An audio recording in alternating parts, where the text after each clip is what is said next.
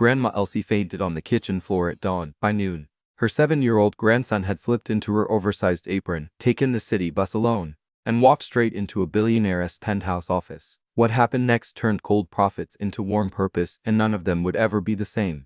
Victor Hale disliked Mondays, but he loathed surprises even more. The entire 41st floor of Hale Dynamics was engineered for predictability: triple-pantsed windows, motion-sensing shades, espresso calibrated to the milligram. Every meeting, every call, every breath was accounted for in his calendar.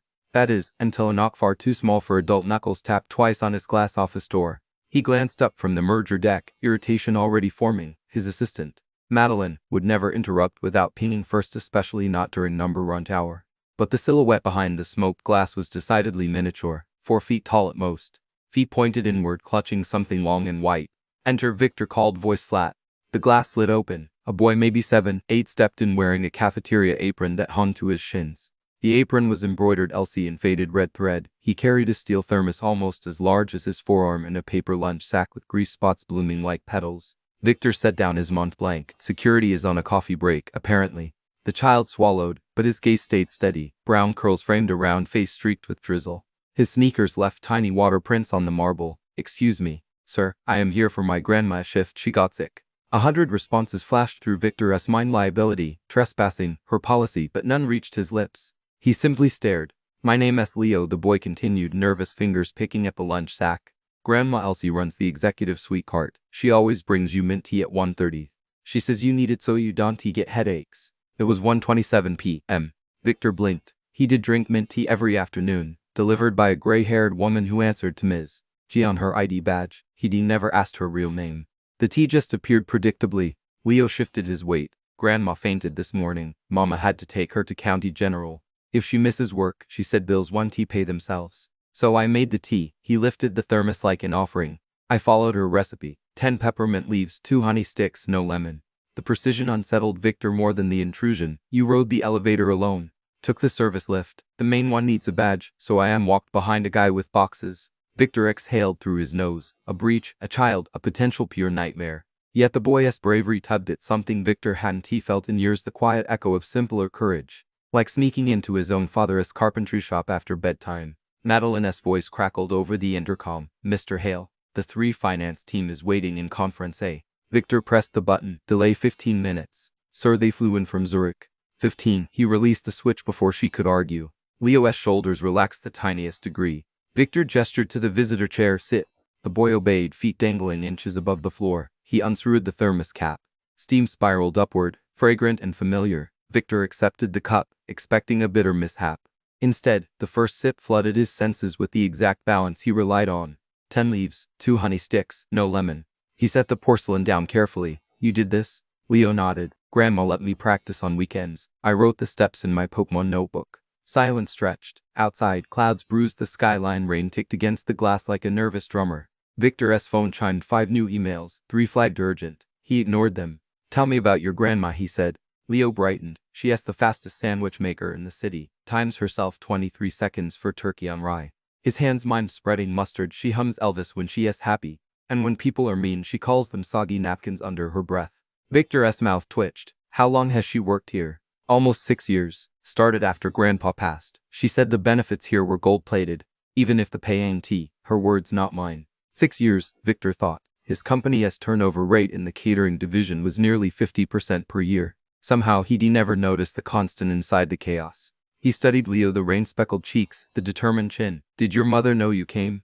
Leo hesitated. "She's at the hospital with Grandma. I left a note. I said I'd be back before dinner." "So technically," Victor mused, "no one knows you're here."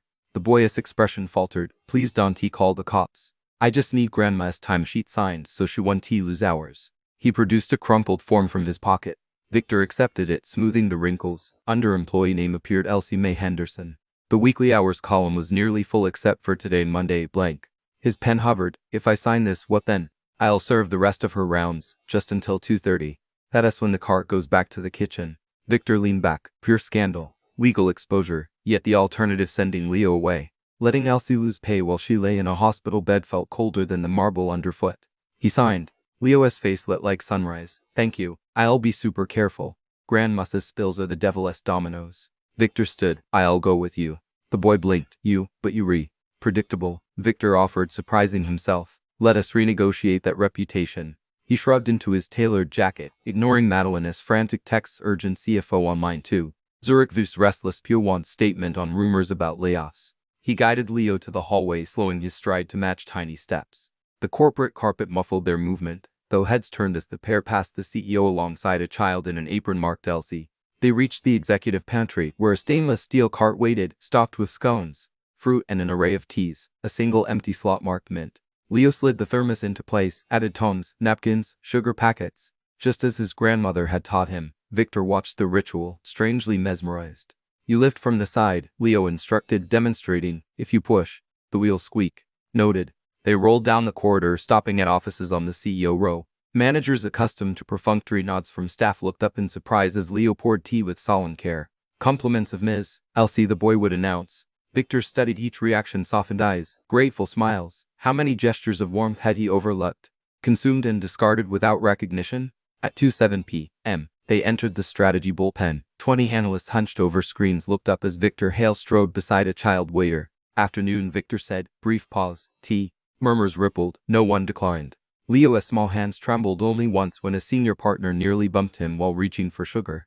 Victor's hand steadied the cup before it tipped. Careful, he murmured to the partner, tone smooth yet lethal. The partner blanched, nodded apology. They finished the circuit at 2:28. Leo wiped the card handle with a disinfectant cloth, Grandma Rule 37, and guided it into the freight elevator. Victor punched bone for the kitchens. Mission accomplished. Leo sighed with relief. Grandma says the universe keeps score on kindness. An unfamiliar warmth spread through Victor's chest. Wise woman. The elevator chimed open to a bustling back-of-house world. Steam clangs. Shout louder. Staff froze when they saw Victor. The CFO rarely crossed this threshold. A burly line cook stammered, Mr. Hale, sir, kitchen inspection? Just returning company property, Victor said, inlining toward Leo. The boy parked the cart. A supervisor hurried over, scanning the clipboard. Elsie's grandson, right? Heard about her spell, poor thing. She smiled at Leo, then stared at Victor as if glimpsing a solar eclipse indoors. Leo thanked her, then turned to Victor. I should catch the 3:05 bus. Mom'll freak if I am late. Victor checked his watch. 2:41. I'll have my driver take you. The boy shook his head vigorously. Grandma says we don't freeload. It is not free clothing, it is logistics. Leo considered. Can he drop me at the hospital instead? Of course. They returned upstairs via the private lift. Madeline hovered outside Victor's office. Eyes wide. Sir, Zurich cancelled. They were furious. Reschedule. They threatened to pull the deal. Then they never believed in it. He steered Leo inside. At the desk, he opened a drawer and retrieved a silver business card embossed in matte black. Give this to your mother. It has my private line. Updates on your grandma. Anything you need, call. Leo accepted it gingerly as if it might singe his fingers. Thank you, Mr. Hale. Victor crouched so they met eye to eye. You did right by your grandmother today. I admire that. Color rose in Leo's cheeks. She did right by me first. A muscle in Victor's jaw flexed. How long since someone had done right by him simply because? Madeline escorted Leo to the waiting town car. When she returned, she looked at Victor differently, curiosity laced with something gentler. What? He asked. You postponed $1 billion signing for a cup of tea. He sipped the remaining mint in his office cup, now lukewarm yet oddly comforting. Call Zurich back. Tell them the only deals worth closing are steeped in trust. Madeline's brows rose, but she nodded. He rarely spoke in metaphor. Today he felt fluent in it. When the office quieted, Victor opened Elsie's timesheet again. Below his signature, he added a postscript in bold ink. Approved double pay for Monday. Employee covered critical VIP hospitality under extraordinary circumstances. He initialed the no VH. Outside, clouds began to part. Late sun slipped through, gilding the skyline. Victor Hale, once the most predictable man on the 41st floor, realized the day as surprise had rearranged more than his calendar. It had cracked something open, letting light into corners he'd forgotten existed. He picked up his phone and did something else unprecedented. He dialed human resources. Mr. Hale, the director answered, voice startled. Find me the file on Elsie Mae Henderson, he said, gaze drifting to the empty thermos. And mark it priority. We have benefits to upgrade. He hung up before the man could ask why. Across town, a grandmother stirred beneath hospital sheets, unaware that the cup of tea she'd brewed into a routine had just brewed something far larger in the heart of the man at the top. And for the first time in years, Victor looked at the clock not to measure profit, but to count down the minutes until he could visit a stranger who'd been serving him kindness long before he'd had the sense to taste it. Elsie Mae Henderson woke to the hush of fluorescent twilight, that thin untime between visiting hours and dawn when a hospital feels suspended, as though the whole building is holding its breath. Machines hummed like far-off cicadas. Monitors pulsed dim green constellations across the walls. She tried to sit up, but the tug of an eye line and the ache in her chest reminded her why she was here and not rolling breakfast carts down the 41st floor corridor. For the first 10 hours after she decollapsed, worry for her grandson had been louder than any physical pain. Where was Leo? Had he eaten? Did he understand that fainting spells can look scarier than they are? Now, however, worry took a new shape. What if she lost the job that kept their tiny apartment afloat? She pictured rent notices, late fees, the landlord's weary sympathy turning to stern insistence. The thought squeezed harder than the blood pressure cuff circling her arm. A soft knock broke the silence. A night nurse, Tamika, according to the badge clipped to rainbow scrub, slipped inside carrying a tray with a paper cup, dill packets, and a stack of blank stationery. Tamika set the tray on the side table, then unfolded the tiny bedside table with a practiced flick. Insomnia, she asked. Elsie managed a rueful smile. Worry doze and tea punch a time clock, sweetheart. Tamika offered the pills and water. The doc ordered mild pain relief and a steroid for the lungs. That'll help you breathe easier. You've got viral pneumonia but caught early. Elsie swallowed them, then eyed the stationery. What is this? Something my grandma used to do when she was stuck in hospitals, Tamika said, dimming the overhead light and turning on the softer reading lamp. She wrote letters, sometimes to herself, sometimes to the people she loved. Said it kept her heart moving even when her legs old and tea. A lump formed in Elsie's throat. That's mighty kind. Tamika winked. Figure you look like the letter-writing type. She checked vitals, straightened the blanket, and slipped out, leaving Elsie alone with the quiet and a pen that felt heavier than it should. She stared at the first page, lines faint blue, corner stamped with St. Agnes Memorial. For a long minute, words refused to settle. Finally, she let instinct choose the first recipient.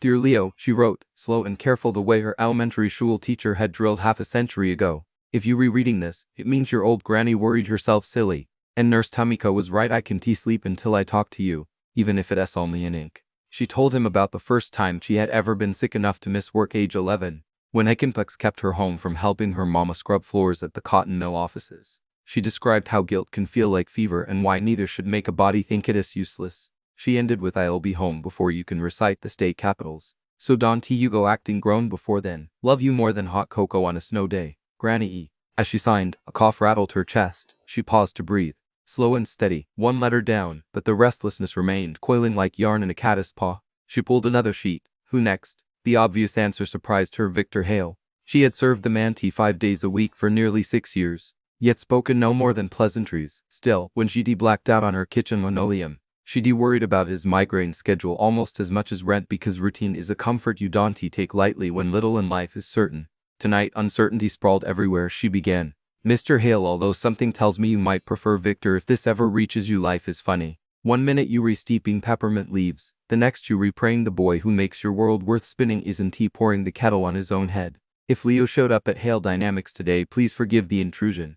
He is braver than a fireman and twice as stubborn. Those traits will serve him well if they don't land him in serious trouble first. She paused, recollecting the delighted sparks in Leo's eyes whenever she recounted hallway gossip, how the CFO chewed pens, or how Miss Madeline wrote to-do lists on pastel index cards like she was composing haikus. Leo soaked up those stories like sunshine. He believed good folks existed in the corners of powerful places. And maybe because he believed it, Elsie had begun to suspect it too. I don't see much of those corner folks, she wrote.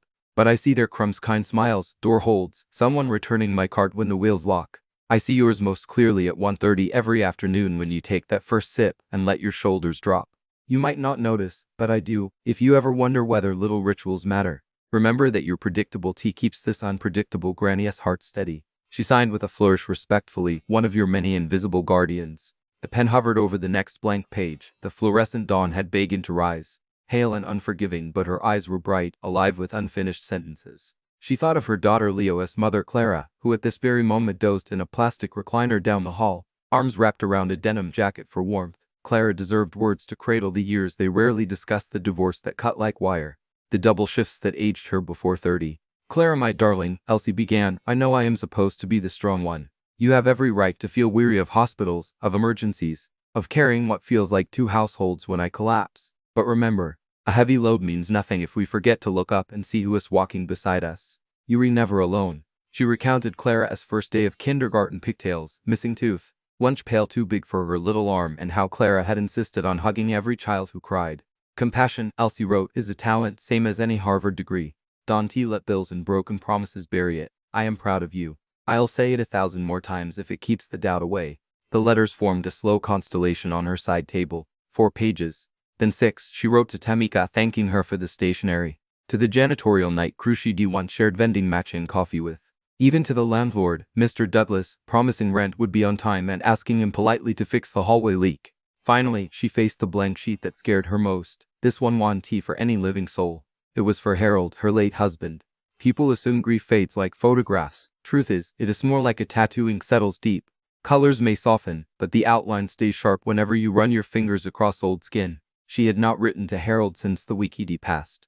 Tonight felt right. Darling, I miss your laugh. Leo laughs like you had thrown back. I shut tight so the world can steal the moment. I fainted today, don't be mad, but when I hit the floor, I swear I heard your voice telling me to get up because Leo still needed breakfast. I tried, love. My legs just forgot the plan. They say pneumonia is stubborn. So am I. Hold the door for me on the other side, but not too soon. You hear? I am not done raising our boy yet. Her handwriting blurred, tears slipping free, unashamed. The monitor beeped a friendly reminder for rest. But her heart thrummed as if writing had pumped fresh oxygen deeper than any steroid.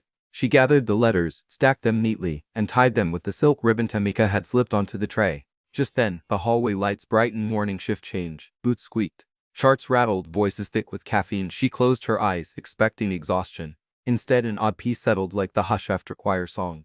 But peace shattered the next moment when Clara rushed in, cheeks blotched. Phone clenched. Mom, Leo is missing. Elsie sat bolt upright. I've forgotten. Missing? He left a note saying he went to work for you. I called the school. They said he never arrived. I've called his friends. The bus depot. No one has seen him. Clara's voice broke.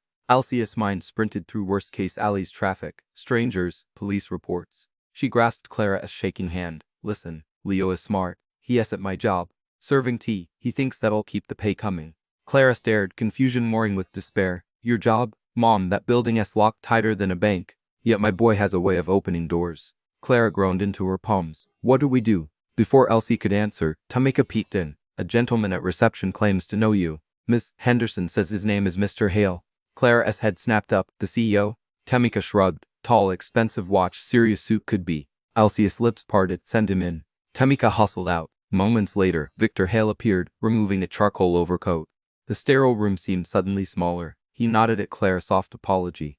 Then he turned to Elsie, eyes gentle. Miss Henderson, he said, voice low, I come bearing news and an apology. Leo spent the afternoon under my watch. He served tea impeccably. He is safe. He is in my car downstairs with my assistant. Choosing breakfast pastries. They insisted on bringing you the raspberry swirls. Clara sagged against the wall, tears slipping. Relief collided with embarrassment. Anger. Elsie squeezed her daughter's arm, turning to Victor. He didn't cause trouble? Quite the opposite, Victor replied. He reminded a few hundred employees what kindness looks like. The CEO looked oddly out of place, giant among plastic monitors and thin blankets, yet genuine concern softened his usually chiseled exterior. He produced an envelope. There is also this, your pay for the week full and a discretionary bonus. Or is updating your sick leave status to fully compensated. He hesitated. And I included my personal contact. Anything you need. Clara opened her mouth to protest, but Elsie silenced her with a glance. Pride has its time, this one it. Victor noticed the letter bundle on the side table. The ribbon shimmered in dawn light. May I? He asked. Elsie nodded. He thumbed through, stopping at the letter addressed simply Mr. Hale. He did not unfold it, only read the salutation, then placed the bundle back carefully. It seems you were writing before I arrived. Can't sleep without saying my piece, she said. He met her eyes. I understand more than you think. The room filled with morning sun, gold over sterile white. Tamika arrived pushing a wheelchair for Clara. Dr. S. orders family members require rest. To and behind her, Leo burst through the doorway, cheeks red from wind and powdered sugar. He skidded to the bed, clutching a pastry box. Grandma, baby got croissants as big as my face, he announced, voice ringing like church bells. Then he threw his arms around her, careful of half lines. Elsie inhaled the scent of pastry and rain on his jacket. That is my brave boy. Leo whispered, did I mess up? She pulled back, upping his cheeks. You saved the day, same as any superhero. But next time superheroes text first. He ducked his head. Yes, ma'am. Victor cleared his throat. If it is all right, I'll let the family have privacy. But Miss Henderson expect a new benefits packet, and a visit during reasonable hours. Smile twitched. I am told I need to improve my work-life balance. Elsie's heart thudded. TS on me next time. I'll hold you to that. He turned to leave, stopped. Leo, when your grandma is ready, the executive lounge is yours for a victory tour. Leo's jaw dropped. Cool. Victor nodded once, then slipped out, leaving a trail of aftershave and something rarer possibility. Clara sank into the visitor chair, tears drying. Mom, what just happened? Elsie patted her hand. Kindness came calling, that is all. She reached for the crib bone stack, tucked it into Leo's backpack. Delivery mission, she said. When you get home, these go in the memory box, top shelf. Leo zipped the bag solemnly, as if entrusted with national secrets. A respiratory therapist entered to guide Elsie through breathing exercises. Clara helped position the incentive spirometer. Leo counted each slow inhale. The ordinary rhythm of care replaced panic, making space for giggles when the plastic ball reached new heights. Outside the window, city traffic thrummed to life. As the morning advanced, visitors rotated: doctor, dietitian, social worker, but one constant remained: the envelope from Victor on the bedside tray. Inside lay more than a paycheck. It held a promise that their lives had nudged a hinge and swung open toward new light. Yet Elsie, seasoned by decades of upturns and downturns, recognized that promises like tea require steeping. Hours later, when quiet returned and Clara dozed with Leo curled at her side, Elsie picked up her pen again. One last letter demanded ink. This time she addressed it to herself. Dear Elsie, she wrote, you've served thousands of cups, wiped countless counters, and still managed to keep the honey in your heart from turning to stone. Remember tonight. Remember the boy who believed enough to take a city bus. Remember the CEO who listened. When you walk back into that tower, shoulders stiff with worry, carry this page in your pocket and read it whenever the world suggests you are small. Because small things, peppermint leaves, crayon notes, letters at 3 a.m. can rattle the walls of marble offices. Keep rattling, love. The woman you've always been becoming. She signed, folded, and slipped it beneath her pillow. At dusk, Nurse Tamika returned with evening meads. Seeing the letters gone, she raised an eyebrow. Delivered, Elsie said, tapping her chest. Here, there, and everywhere. Tamika grinned. Healing runs deeper than lungs. Elsie closed her eyes, let the oxygen flow. She pictured letters sprouting wings flying through cubicles. Hospital corridors, cramped apartments, each one a small revolution. The ribbon of dawn had evolved into a sunset glaze. But the dais circle felt complete.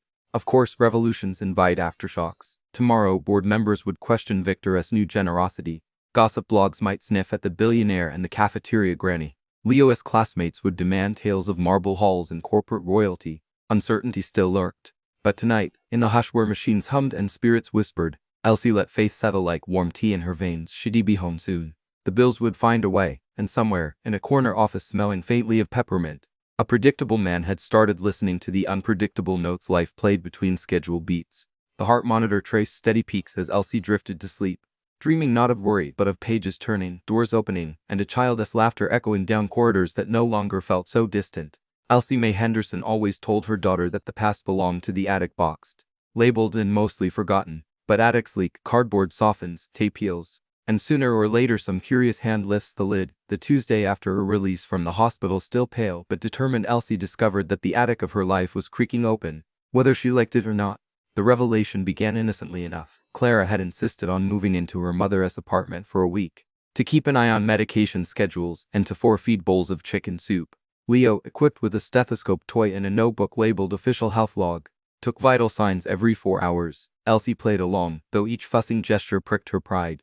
On the second afternoon, Clara decided the apartment needed light decluttering code for rearranging furniture so her mother wouldn't trip over end tables during midnight bathroom trips. While Leo kept guard, Clara hauled boxes from the bedroom closet and stacked them near the kitchen table. Most were filled with predictable contents: 8x10 portraits, church bulletins, expired coupons, yet one crate sagged with the weight of thick binders and metal film canisters. The label, smudged but legible, read simply Henderson Labs. Clara's brow furrowed. Mom, what is this? Elsie, stirring soup, froze mid-swirl. A slick of broth dripped off the ladle, tapping the pot like an impatient metronome. Old paperwork, she murmured. Nothing worth dusting off. Leo's curiosity flared. Is it treasure? He asked, already prying at the lid.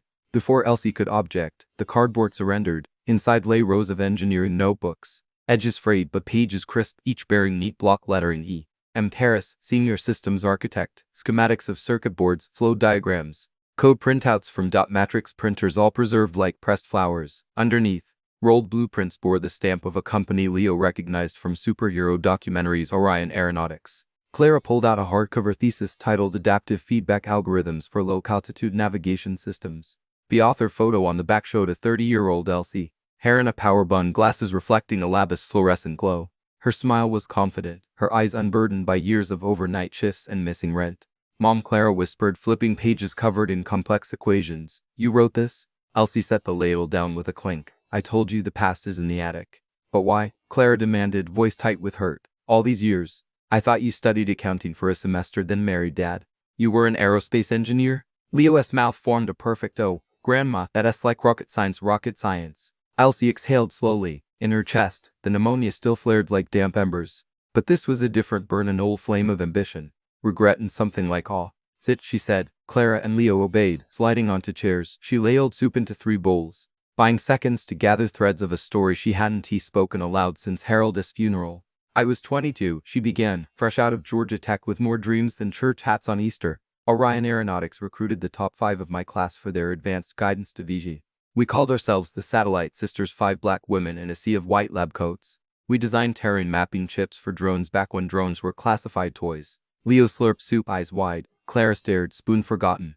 For 5 years I lived in diagrams, Elsie continued. Late nights, coffee thicker than mud, code reviews that lasted until dawn. We were going to change the way planes landed in bad weather, save lives. And we did. Prototype flew flawlessly in a storm simulation. She paused, lips twitching at the memory. So what happened? Clara asked softly. Elsie's gaze drifted to the cracked linoleum. 2 things. The Pentagon canceled the grant, and I fell in love with a jazz trumpeter who made me feel seen in a way algorithms never did. Harold Henderson, your daddy. A wistful smile. When funding evaporated, Orion downsized.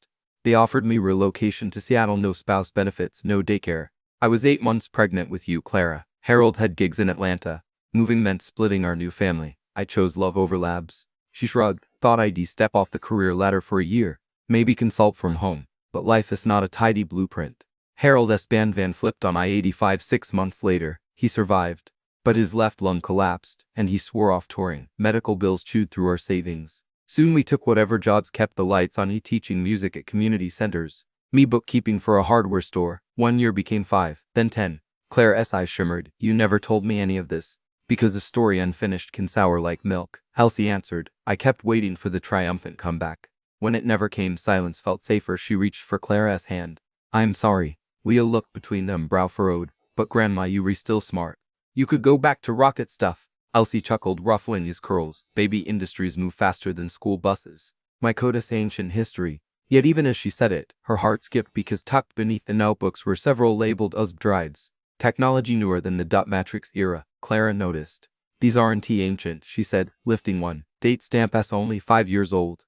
Color warmed Elsie's cheeks. After Harold passed, I tinkered. Night shifts leave odd pockets of brain space. I started modeling a cheaper sensor array, one that could fit into relief drones delivering medicine after hurricanes. It was a hobby, voice lowered, a hope. Leo vibrated with excitement, like the robot drones in my comics. Clara smiled through tears. Mom, why hide this? Because applications cost money, patents cost more, and I barely made rent. She sighed. Dreams can weigh heavy when you carry them alone. At that, Clara stood, went to the counter, and returned with Victor Hale's matte black business card still parked beside Elsie's pill bottles. Maybe you're not alone anymore. Elsie's stomach fluttered. She hadn't contacted Victor since discharge. Partly to respect boundaries, partly because the thought of the CEO reading her antiquated code felt like handing a crayon drawing to a gallery curator. He is busy. He cleared $1 billion meeting for Leo. Clara reminded, Mom, if there's even a chance your work could help people and give you the dignity you gave up, shouldn't you try? Silence settled, thick as steamed broth. Elsie folded a napkin into quarters, then again aligning edges with engineer precision. I don't want charity. Then don't ask for charity, Clara countered. Ask for partnership. Before Elsie could reply, a knock rattled the door. Leo raced to peek through the peephole. It is Mr. Hale's lady, he squealed. Madeline, the impeccably composed assistant, stood in the hallway holding a slim laptop bag and a bouquet of daisies. Elsie's pulse skipped. Let her in, she whispered. Madeline entered, gaze sweeping the humble living room, the patched recliner, the TV balanced on milk crates without a flicker of judgment. Miss Henderson, she greeted, offering daisies. Mr. Hale wanted to visit personally, but the board roped him into crisis mediation. He asked me to deliver these, and she lifted the laptop bag. A proposal. Clara's eyes widened. Leo bounced on his heels. Elsie managed a shaky smile. Tea first, she insisted. Ever the hostess, she poured mint from her own kettle. Ignoring the irony, Madeline accepted politely, perching on the edge of the couch. From the bag she produced a sleek ultra book and an envelope embossed with Hale Dynamics logo. Mr. Hale reviewed your personnel file. He knows you previously worked as a systems architect. Elsie's breath caught. What else had her dug up? Madeline continued. He also saw mention of independent research during your janitorial term. He'd like to fund a sabbatical, full salary, healthcare, plus a stipend to explore your drone guidance prototype.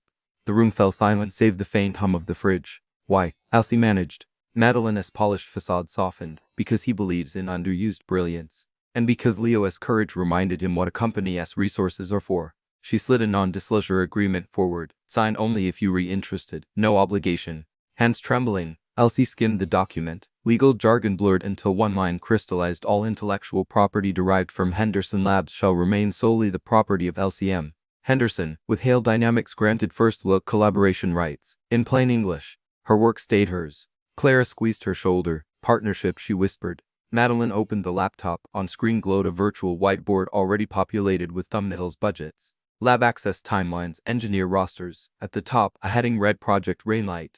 Underneath, a note in Victor's handwriting digitized via stylus said, because one good cup of tea can guide a plane through any storm. Tears blurred Elsie's vision. She remembered late nights feeding calculations into a mainframe printer, convincing it to translate terrain variables into corrective commands. She remembered telling herself she'd finish the patent paperwork next payday, and payday always disappearing into bills. Now, absurdly, Hope stood in her living room, wearing designer pumps and nursing mint tea. I'm nearly 70, Elsie whispered. What if my brain is too rusty? Madeline shook her head. Mr. Hale once told me the brain doesn't rust, it rigs new cellulose from old steel. She smiled. Your diagrams revealed solutions our senior RD missed. Fresh perspective is priceless. Leo thrust a fist upward. Go, Grandma. Elsie laughed through tears. All right, but I am doing this my way. She pointed a playful warning finger. I keep my afternoon shift on the tea cart. It clears my head. Madeline nodded. Already approved. Your schedule is yours to shape.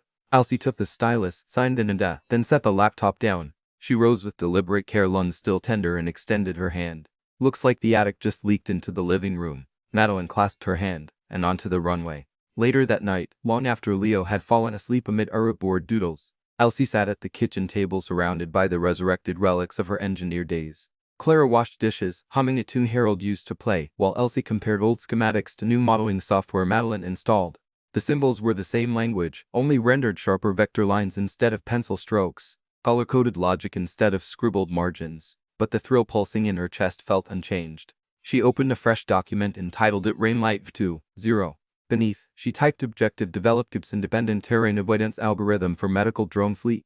Cost ceiling 150 per unit. She paused, fingers hovering, then added core assumptions: hope is renewable, courage is contagious. The cursor blinked. Elsie smiled. She'd spent a lifetime mopping floors beneath men who built fortunes on sky-high dreams. Now at last, she would bring her own dream out of the attic. But even revolutionaries require sleep. She shut the lid, kissed Clara's forehead, and shuffled toward bed. On the hallway wall hung Harold's old trumpet. Silent sentinel. She traced its cool brass, whispering, "We re back in the band, love." In the morning, headlines would buzz about Hale Dynamics' surprise incubator for underserved inventors. Detractors would call it a pure stunt, advocates would hail inclusivity. Elsie cared for neither camp. She knew the truth: a child's Mint mission had reopened a hatch in the ceiling of her life, revealing starlight she'd forgotten existed. As she drifted to sleep, she pictured drones, tiny, whirring bees carrying insulin across flooded streets. Guided by algorithms an old janitor wrote between mob passes. She pictured Leo telling classmates his grandma was a scientist who saved the world, one peppermint leaf at a time. She pictured Victor, standing at a runway's edge, watching prototypes lift into sunrise. And she realized the past wasn't an attic at all. It was scaffolding waiting for her to climb again, higher than before. Victor Hale never expected redemption to smell like cafeteria disinfectant and peppermint. Yet here he was on a gray Wednesday morning, riding the freight elevator to sublevel 2. The scent of industrial cleaner sharpened the air, heart thudding like it did the day he rang the Nasdaq bell. On the ride down he rehearsed the speech he would give the board of directors later that afternoon, the speech that might cost him the company he had built from a dorm room prototype. He tried to summon familiar steel, but a different emotion hummed louder: gratitude. Gratitude for a janitor who turned out to be an aerospace pioneer. Gratitude for a 7-year-old who'd delivered a miracle in an apron marked Elsie. Gratitude for the second chance life rarely hands out, least of all to men who've long since traded idealism for EBITDA.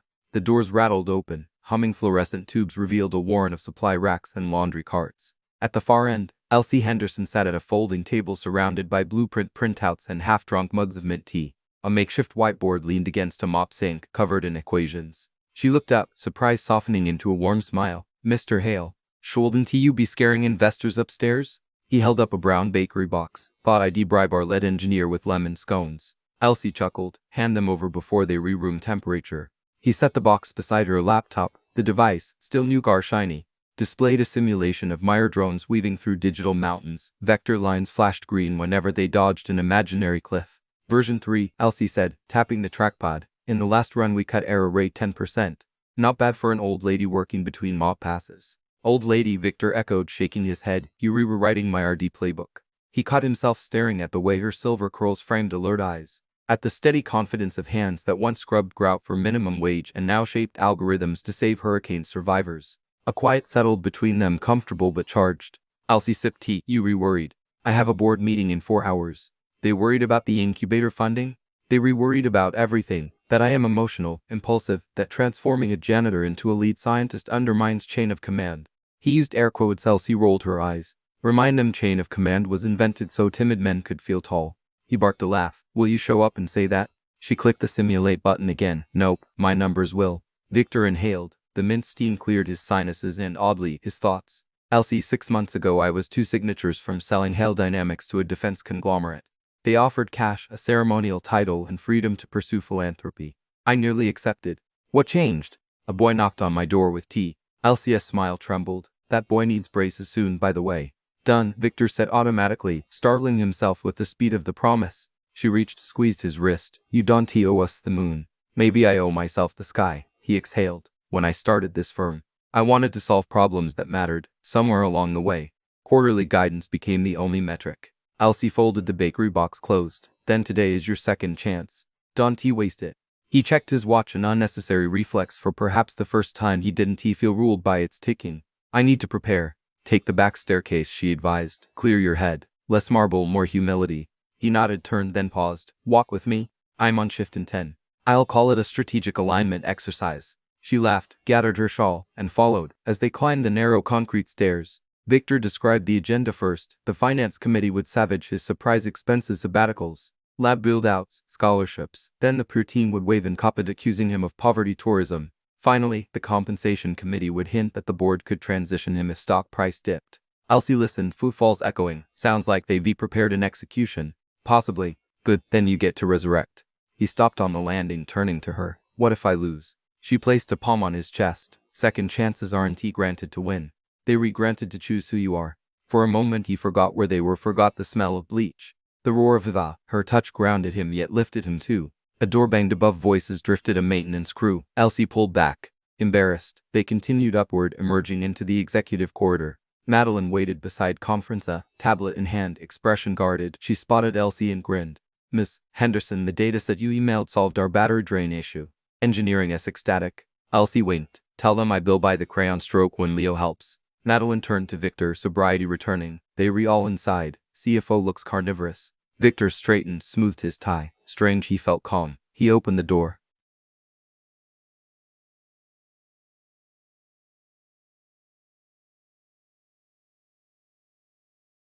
"20 men and 4 women sat around an oval of varnished oak. Floor to ailing, windows framed, drizzle sliding down glass like restless stock charts. A seat near the midpoint sat empty. His screens glowed with spreadsheets and trending down arrows. At the head of the table, Chairman Alistair Knox shuffled papers, jowls quivering in disapproval. Victor entered, shoulders back. Conversation died. Knox cleared his throat. Mr. Hale, we appreciate punctuality. Shall we begin?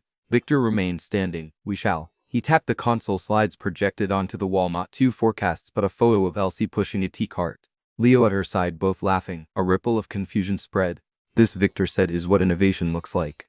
The CFO, Reynolds, scowled. With respect, our agenda has been updated. Victor cut him off. Click. Next slide, a heat map of Turian's-prone regions. Dots marking medical supply shortages. 43% of post-disaster fatalities occur due to delayed medicine, not trauma. Our consumer drone tech can fix that at marginal cost. Reynolds jabbed at his spreadsheet. Shareholders didn't green light humanitarian projects. They did, when they bought into our vision statement, technology that elevates humanity. Or have we stopped reading our own lobby? More murmurs. Knox rapped his knuckles. Victor, we acknowledge your passions. But our D burned through 40 million last quarter. Wall Street wants margin expansion, not charitable detours. And there is the matter of your. He glanced at Paper's personal involvement with a cafeteria employee. A thin blade of anger slid down Victor's spine. He clicked again. The screen now showed the same drone simulation Elsie had demonstrated. Error rate circled in bold 0. 47 gasps fluttered. This algorithm, he said, outperforms our current autopilot by 12%. Developed by Ms. Elsie Henderson in 6 weeks on a hospital recovery bed. Cost to us, a refurbished laptop and medical coverage we owed her anyway. He let silence stretch. Then Ms. Henderson was a senior systems architect at Orion Aeronautics before corporate attrition sidelined her talent. She mopped our floors for 6 years before anyone cared to ask who she'd been. That is our failure, but it can be our rebirth. Reynolds folded arms. Noble story, but line 1 profit? Victor toggled to a financial model. Projected revenue from medial-grade drone contracts $312 million over 5 years. Conservative case. Social impact ROI incalculable. He lifted his gaze to the room. Gentlemen, ladies, legacy used to matter. Not trending hashtags, not quarterly bonuses. Legacy. A marketing VP raised her hand tentatively. Public sentiment favors ST initiatives. Could position us as leaders. She trailed off under Reynolds' glare. Knox leaned forward. Victor, you've shepherded this company from garage to globe. Yet stewardship means protecting shareholder value. If your decisions threaten that, the board must act. Victor's heartbeat steadied, anchored by the memory of Elsie's hand on his chest. He clicked one last time, the slide a photo of a hotboard in the staff lounge. Scribbled message ideas here. Beneath, post-it notes fluttered custodians, receptionists, interns, each with an innovation suggestion. These, Victor said quietly, represent untapped genius walking our hallways. I refuse to exploit brains only for menial labor because their resumes got dusty. He straightened. So here's my offer. Approve Project Rainlight. Allocate 10% of surplus cash flow to an in-house incubator for employee ideas. If ROI falls below 5% after 3 years, I will tender my resignation and donate my entire equity to the employee pension fund. An audible intake of breath. Even Elsie, observing by the doorway, clutched her shawl. Knox's eyes narrowed. That is drastic. It is commitment. Victor's voice carried steel now. And if you decline, I will leave today, take my patents, and build elsewhere where conscience and capital aren't mutually exclusive. Reynolds whispered to the legal counsel. Murmurs swirled. Finally Knox raised a gavel the board used for ceremonial votes. We recess for 10 minutes. Victor stepped into the hall. Elsie joined him, face pale. Your equity. It was only ever a means. Still giving it up? I am gambling they all choose progress over greed. What if they don't? He met her gaze, a gentle certainty there. Then maybe my second chance isn't inside these walls.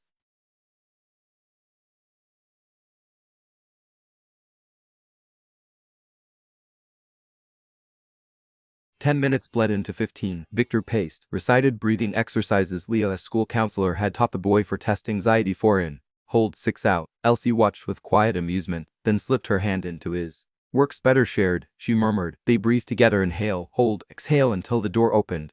Knox beckoned them inside. Board members sat stiff, expressions mixed. The gavel struck wood. Vote count 9 in favor, 7 opposed. Initiative passes. Victor's knees released tension he hadn't known he carried. Applause erupted from a handful of members. Others remained stone-faced. Knox continued. We expect quarterly reports and reserve the right to revisit the arrangement.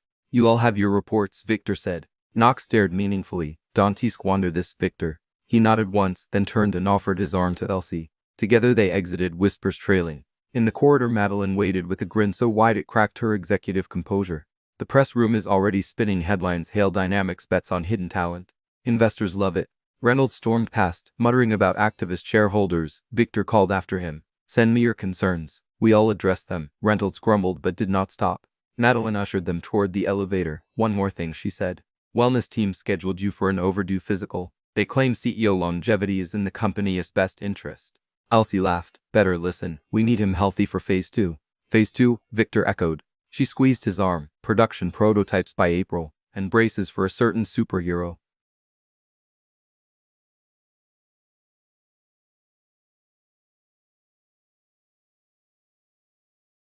That evening Victor visited Clara and Leo at Elsie's apartment to share the news. Clara prepared celebratory peach cobbler. Leo wore a construction paper cape emblazoned with the Grainlight logo. He'd designed it in art class. Over dinner Victor confessed the equity gamble. Clara's eyes widened. You risked everything. Not everything, he corrected. Everything that didn't matter. Leo, cheeks sticky with peach syrup, climbed onto Victor's lap. Does this mean Grandma's drones will fly for real? It means they'll try, Victor said, kissing the boy's curls. And trying is half of forever. After dishes, Elsie brewed tea. They sat on the fire escape. City lights twinkling below. Spring breezes carried the scent of pavement after rain.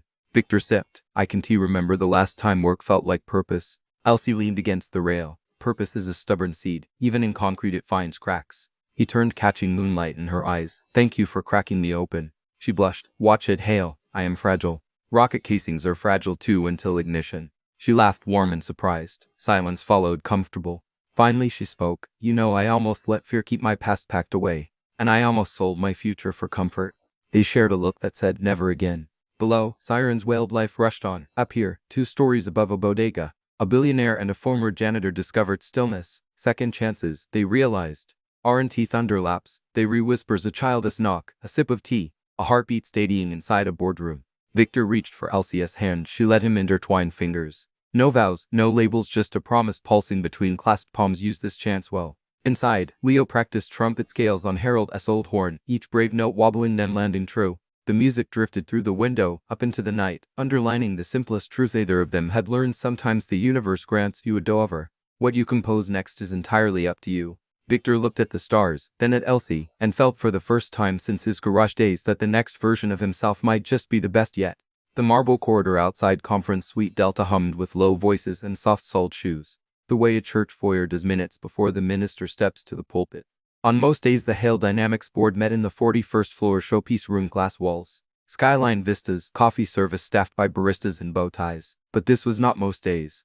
This was an emergency strategy caucus, hastily scheduled at 7:30 on a damp Thursday dawn, and Chairman Alastair Knox preferred privacy to pageantry. Suite Delta, tucked deep inside the legal wing, had no windows, no recording devices, and more importantly no staff ears. The agenda distributed by email at 4 a.m. read only forward guidance risk. Everyone knew what that really meant. Victor Hale's Rainlight initiative, his sudden crusade to funnel cash into a humanitarian drone division, and an employee's ideas incubator had jolted Wall Street. 2 analyst downgrades in 48 hours, stock price down 3%. That kind of wobble made pharmaceuticals nervous and hedge funds twitchy. The board wanted reassurance or ammunition. Whispers slid beneath the door long before members sat. Vice Chair Penelope Grant, a former senator with a smile like wet granite, arrived first. Stilettos clicking, whispering into a phone, if we pivot fast, the market forgets. Behind her, CFO Martin Reynolds marched with his trademark rust-colored briefcase, muttering to legal counsel Anita Chow, Clause 7 can muzzle him. We just need majority. Inside, the table gleamed beneath recessed lighting, water pitchers beaded condensation. Leather chairs gave faint sighs when occupied, but the hush carried an edge like rain clouds holding back lightning. Reynolds opened his laptop, projecting the day's pre-market chart. Red candlesticks drooped. We can let sentiment spiral, he began in a hushed growl. Hale's off playing Robin Hood while guidance erodes. Penelope eased into her seat, folding manicured hands. Let us be surgical, not hysterical. We need to know where votes lie. Anita. Counsel Chow flipped a pad. 17 voting members. Simple majority can impose operational oversight. But removal of CEO requires 2/3 in golden parahut penalties. Reynolds snorted. He'll just buy more time he'll spend on charity gimmicks. He tapped a file labeled Media Leaks. Journalists already sniffing around the esoteric scentist angle. Across the table, Marketing VP Janice Meyer frowned. Careful. Headlines paint us villains against single mom genius. The public loves underdogs. Door swung open, and strode Elliot Strauss, an octogenarian hedge fund titan whose shares alone could swing any vote. A hush solidified. Strauss settled, cane across lap. Let us keep dagger sheathed for now. He rasped, I want data, not drama. Reynolds inhaled. Fine. Data. Rainlight burns $40 million of discretionary cash this fiscal. Additional incubator costs, unknown. Opportunity cost of diverted engineering talent, immense. Janice countered. Per value could dwarf cost. Social impact F's already courting us. Penelope glanced around. Where's Victor? He and Ms. Henderson are briefing RD downstairs, Janice said, unable to hide a grin. Word is the prototype hit a record simulation at dawn. Reynolds slammed his laptop. That's the problem. He keeps delivering magic tricks, then demands blank checks. Silence. Then Strauss spoke, voice silk over gravel. Remind me, Reynolds, whose algorithms padded our earnings last quarter? Reynolds' nostrils flared, but he held his tongue. Penelope pulled a folder labeled Due Diligence. Whispers say Henderson lead classified landing aid research at Orion 20 years ago. If she owns dormant IP and we commercialize it, margin potential is sizable. She tapped the table. But governance matters. Victor granted her carte blanche without board consent. Chow interjected. Technically he used discretionary RD authority, within his rights until spend exceeds 5 per capex ceiling. Reynolds leaned forward, which it will surpass next quarter. A chill passed like a shadow. Strauss's cane thumped. Let me propose a lens. Few companies die from a bold bet, many die from cowardly drift. We should ask, is Rainlight bold or reckless? The door opened again, and in walked someone unexpected. Madeline Carver, Victor's chief of staff. She carried a tray, an old cafeteria cart. Polished, wheels oiled to silence. On it sat steaming teapots, mint leaves floating like tiny emerald rafts. The aroma curled through the tension. Board members blinked. No assistant had ever trespassed uninvited. Madeline parked the cart, spine straight, Compliments of Miss Elsie Henderson, she said, eyes steady though polite. She thought clear heads make better policy. Reynolds scoffed, manipulative stunt, yet he reached for a cup as did 3 others. The mint scent dissolved some souls. Penelope arched an eyebrow. Ms. Carver, this is an executive session. Madeline nodded. Statement only prototype achieved 0.38% error at dawn industry record. That report is in your inbox. Mr. Hale will join shortly. She paused, gaze sweeping the room. He asked me to remind the board that innovation, like tea, steeps best when patience is applied. With that she exited, cart gliding, leaving whispers in her wake. Janice hid a smile behind her cup. Yes, good. Reynolds glowered but sipped anyway. Strauss inhaled the vapor. Smells like my wife's garden. Eyes softened. Decades peeled away. Penelope tapped her watch. Victor has 9 minutes.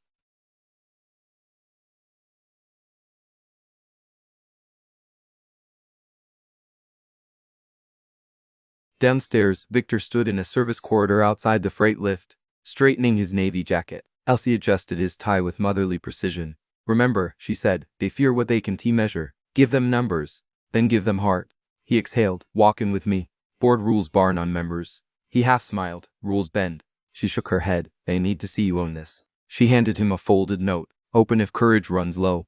He tucked it over his breast pocket. Meet you for lunch. If the universe behaves. She patted his arm and retreated down the hall. He entered the elevator alone but not lonely.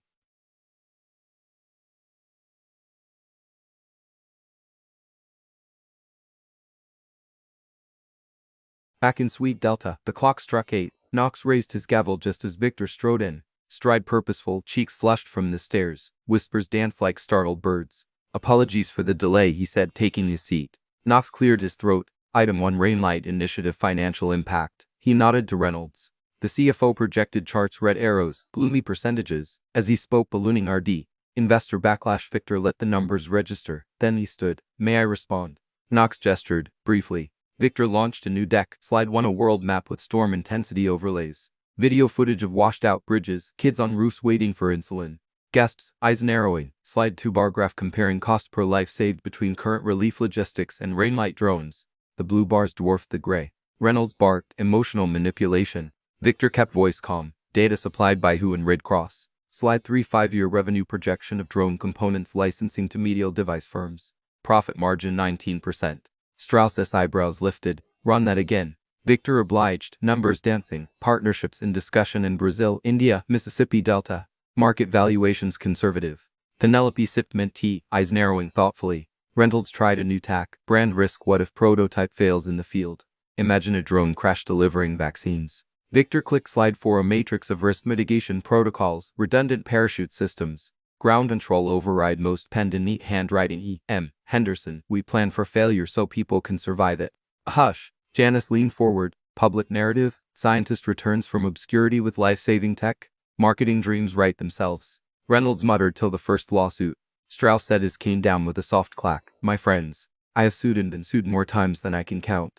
You don't build a century in business by shadowboxing hypotheticals. You pick a righteous fight and stand taller than the fear. He turned to Victor. Can you lead this fight? Victor met his gaze. I can if the board stands with me. Penelope shifted. What about governance optics, CEO romance rumors? Victor smiled slightly, respectfully. Ms. Grant, mentorship isn't romance, and brilliance isn't limited by dress code. Ms. Henderson's contract is public, her IP proprietary. Transparency is the antidote to rumor. Whispers again. Chairs creaked. Knox rubbed his temples. Let us cut to the heart. Shareholders value predictability. You re-asking for faith. Victor slipped a hand into his jacket, fingers brushing Elsie's note. He unfolded it discreetly. 4 words in looping script. Legacy never fears storms. Warmth surged. He looked up.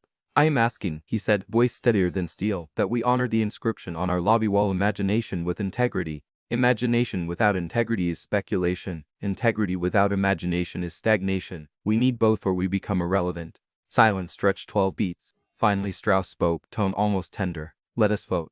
Knox lifted the gavel. All in favor of continuing Rainlight under current budget and granting the CEO authority to establish an employees innovation incubator? Hands rose. First Janice, then Strauss, then 3 others. Penelope paused. Eyes on Victor, then nodded slowly, raising hers. A affirmative. Opposed Reynolds. 2 risk-averse directors and a retired telecom exec. Vote passed. Knox exhaled. Motion carries. He knocked the gavel, lighter than thunder, heavier than rain. Reynolds scowled but said nothing. Pen scratched amendments. Meeting adjourned, chatter erupted. Some congratulated Victor, others slipped out to call brokers. Through it all the scent of mint lingered, soothing, disarming. Victor thanked supporters, then stepped into the hall, knee suddenly rubber. Madeline handed him water. You did it. He managed to smile. We did. Where's Elsie? In the test lab, fitting drone casings. He started that way but paused as Reynolds exited, Russ' briefcase swinging. Martin, Victor called. The man halted. I know you fought this. I still need your vigilant same scrutiny, new direction. Reynolds' jaw worked. Finally he nodded once. Curt, numbers don't lie. If they add up, I am on board. Victor extended a hand. After a beat, Reynolds took it. Whispers ceased. Replaced by possibility.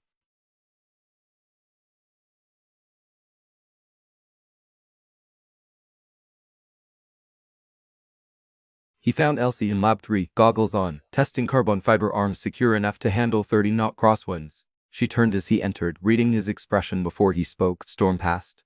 For now, he wrapped arms around her, careful of tools. Your tea conquered fear. She laughed into his shoulder. Fear's just thirst with no cup. Above them, prototype drones hovered in a safety cage, tiny propellers slicing air with a hopeful whir. They cast spinning shadows on the walls, little halos, whispering that boardrooms could birth miracles if courage poured steady and maybe a hint of peppermint.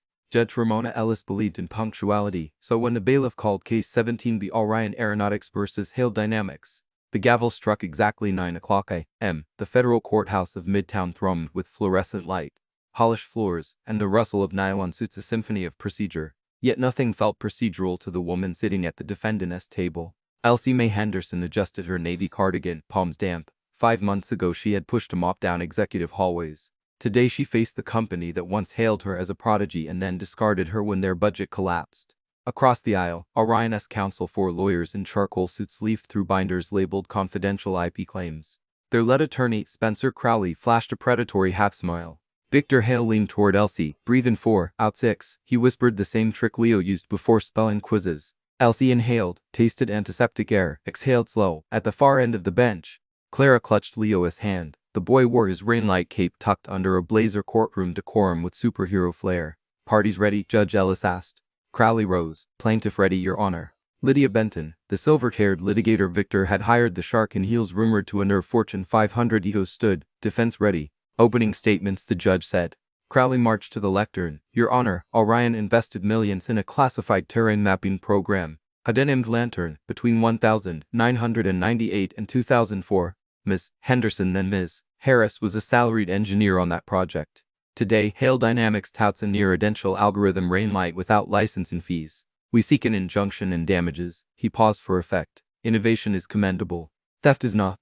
Elsie's stomach dropped. Lydia squeezed her arm before standing. Your Honor. Orion cancelled Lantern, declassified the work, and crucially released employees from non-compete clauses during their reduction in force. Miss Henderson took copies of her own original notebooks, which Your Honor will see are stamped with her signature. Rainlight was built from those personal materials, further enhanced with independent research. Orion's claim is retroactive greed. The judge nodded. Proceed.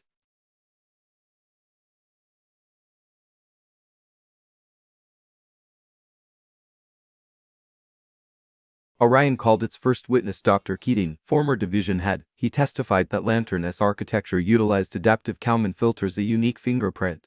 He insisted. Lydia's cross-examination dismantled the claim. Patents had expired. Codebase never moved past prototype. The Pentagon had lifted classification in 2007. Keating swarmed but clung to proprietary mystique.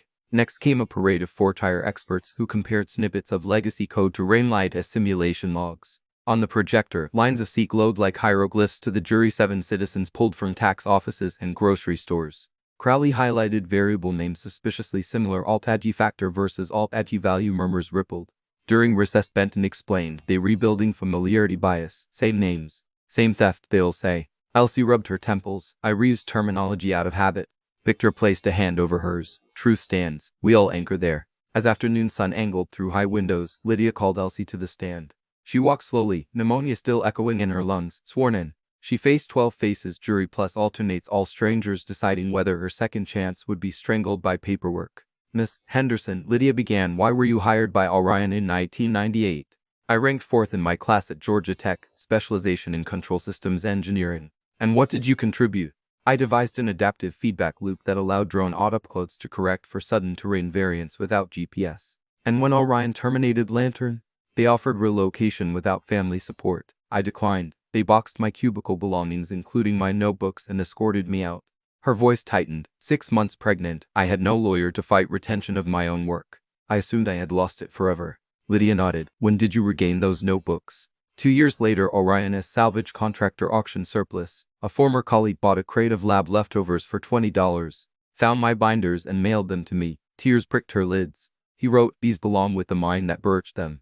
Crowley objected hearsay. Not for truth, but context, Lydia countered. Sustained in part, Judge Ellis ruled. Jury will disregard this statement about the colleague's intent.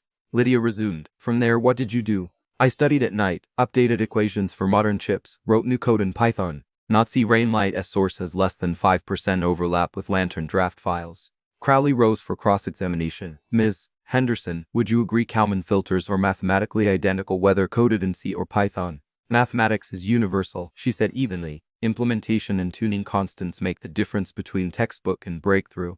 But you kept variable names similar, yes? I kept them intuitive. Altitude adjustment factor is still alt-ag in any language. Crowley paced. Isn't it true you felt Orion owed you and you intended Rainlight as revenge? Her back straightened. I intended Rainlight to deliver insulin across flood zones, not vengeance. But you brought the algorithm to Hale Dynamics only after learning Mr. Hale is, let us say, benevolent toward personal stories? Lydia objected, speculative, argumentative, sustained. Crowley pivoted, projecting a page from Elsie's day-old notebook, a doodle of a kite above the words, let it fly. Poetic, but maybe also evidence you plan to fly off with company secrets? Whispers in the gallery. Elsie's cheeks flushed. She inhaled 4 counts. Exhaled 6. It's a note to myself, sir. Permission to hope. Crowley smirked. Nothing further.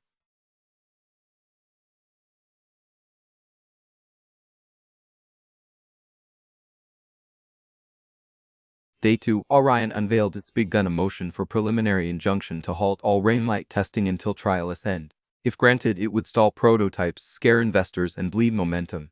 Benton argued vigorously injunctions require likelihood of success and irreparable harm. Orion has neither. They abandoned the tech. Judge Ellis frowned. Irreparable harm, Mr. Crowley? He pounced. Market confusion, dilution of brand, lost defense contracts. Lydia countered. They can lose what they never pursued. The judge took it under advisement, promising a ruling by week's end. Tension thickened like humidity. News crews swarmed steps. Headlines split. Billionaire steals rockets from working class heroine. Forgotten genius faces corporate jackals. Saturday morning, Victor woke before dawn, restless. He visited the prototype cage in Lab 3. Watched drones trace silent figure eights. He pictured gavel slamming, progress frozen. Not acceptable. He drafted a plan.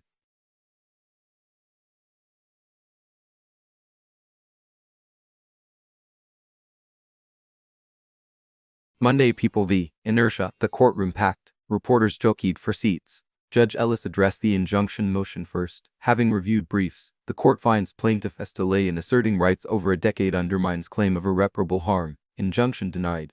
Relief swept through the defense table. Leo fist pumped. Clara hushed him. Crowley's jaw tightened. But the main claim remained. Victor signaled Lydia. Time for the surprise witness. The defense calls Dr. Saskia Anand, Lydia announced. A petite woman in a cobalt sari approached. Crowley's confusion flickered. She took the oath. Lydia began. Dr. Anand, your background? Senior machine learning engineer, Orion, 1999-2003. I co-authored Lantern white papers. And your current position? Lead autonomy researcher, NASA Ames. Welcome today. She glanced at Elsie. To correct history, Ms. Henderson's algorithm was shelved because Orion prioritized missile guidance over humanitarian drones. Some of us saved backups illicitly to keep the dream alive. She produced a thumb drive. I archived meeting minutes evidencing Orion's decision to waive IP claims to departing employees as goodwill. Crowley objected. Foundation, authenticity. Lydia produced chain of study affidavits. Judge allowed provisional entry. On cross, Crowley tried to tarnish Anand's motives. She remained unshakable. Progress belongs to the world, she said, not a dusty vault. The jury leaned in.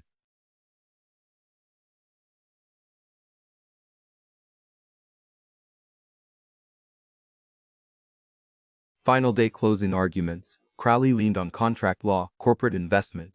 Slippery slope, fear. Lydia, calm, projected images of hurricane survivors, diabetic kits, and a headline: delayed delivery costs child's life. Law protects creators, not jailers, she concluded. Elsie Henderson carried her creation like a candle through stormy decades. Orion now wants to blow it out. You hold the glass. The jury deliberated 4 hours. At 5:17 p.m., the buzzer sounded. Everyone filed in, hearts hammering. On the sole question of misappropriation of trade secrets, we find for the defendant. A collective exhale burst. Clara hugged Elsie. Leo's cape flew as he jumped. Victor closed his eyes, gratitude washing over. Judge Ellis banged gavel for quiet. Furthermore, the jury awards defendant reasonable attorney's fees.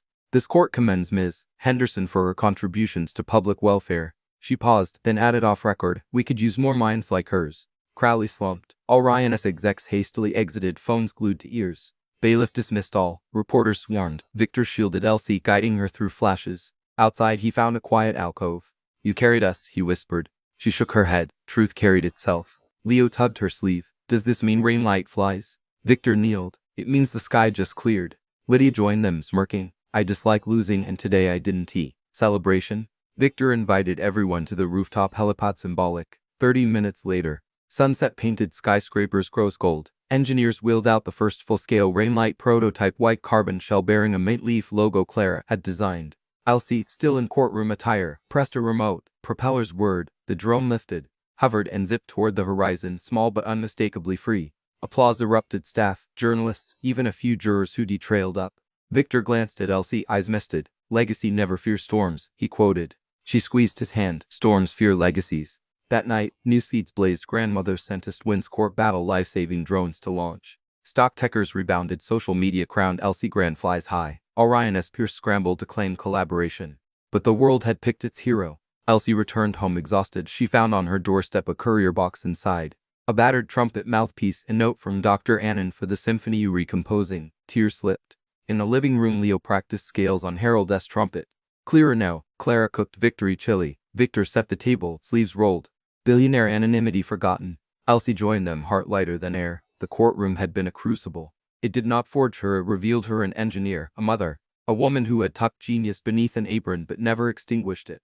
She lifted a spoon like a conductor's baton. Ready. Leo blew the opening note. Clara ladled chili. Victor raised a toast of apple juice. Outside, sirens hummed distant. City lights blinked Morse code they alone could read. Second chance secured. Fly fast, fly true. And high above, Ray might one traced invisible paths in the night. Delivering more than medicine, it delivered proof that justice, like flight, is a matter of lift exceeding drag. A honey-gold sunrise murmured over the city skyline, brushing glass towers with hopeful light. 6 weeks had passed since the courtroom victory, and Hale Dynamics now buzzed with a fresh tension, one not of fear, but of possibility, straining against schedules like children tugging kites into the wind. Conference rooms once reserved for quarterly drudgery had become makeshift design studios. Hallways smelled of epoxy resin and burnt solder rather than just coffee. Somewhere in that alchemy of ambition and caffeine, Rainlight prepared for its first real-world mission.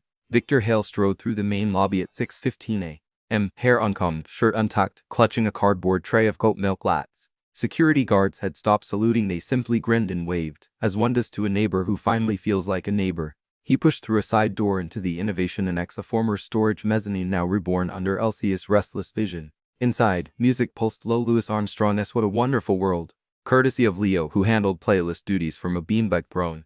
Engineers hunched over aluminum parts, interns programmed flight paths, and a pastry chef from the cafeteria tested protein bars shaped like mini propellers, morale fuel. In the center of it all, Elsie Henderson presided like mission control. Gray curls pinned beneath safety goggles, lab coat splattered with grease, and because life still loved comedy, flecks of mint tea.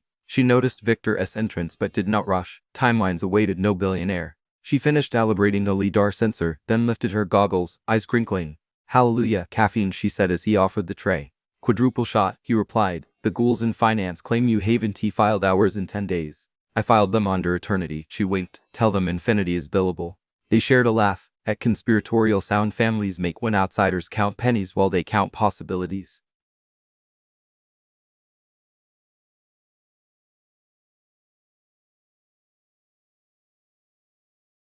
The weakest objective was audacious: simulate full disaster relief from rooftop to target zone 50 miles away.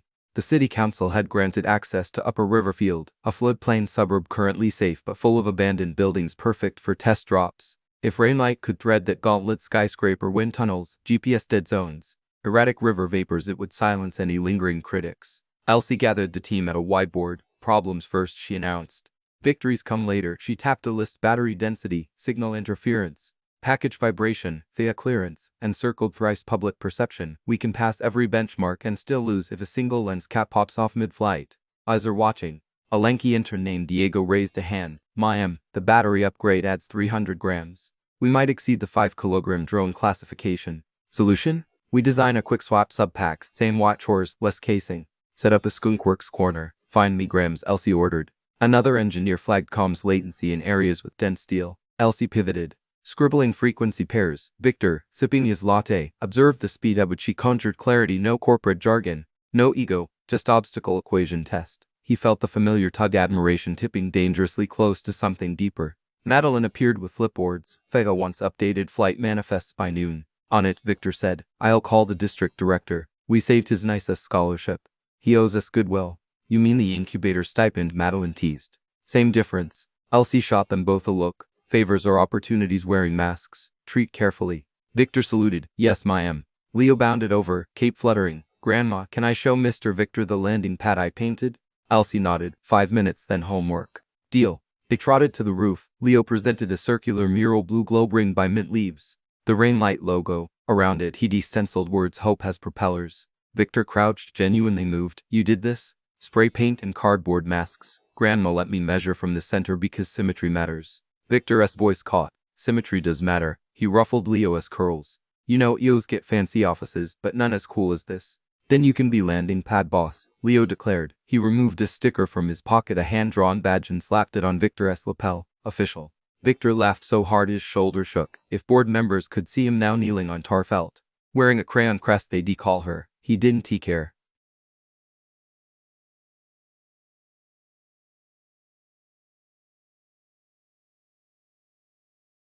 Across town, Orion's Expo scrawled headlines. Rainlight's progress stung like sea salt in a wound. He dialed a venture fund notorious for hostile plays. "IV got a wedge." He whispered, "Grandmother, hero or not, her drones need cobalt." Cobalt market spike. Margins sink, short the stock. Greed has no off switch. By Wednesday afternoon, Hail Dynamics share price dipped 2%. Reuters cited supply chain concerns. Madeline brought the report to Victor, his jaw tightened. "They want a hiccup." He said, "We'll give them a song." That Nike pendant Coppad's legacy over commodity, published 6A. It framed the mission not as product launch but civic duty. Retail investors rallied, the dip rebounded. Elsie read the article while steeping tea. "You didn't mention me by name," she noted. "Heroes should choose when to wear capes," he replied. She raised an eyebrow. "Says the landing pad boss?" "Touché."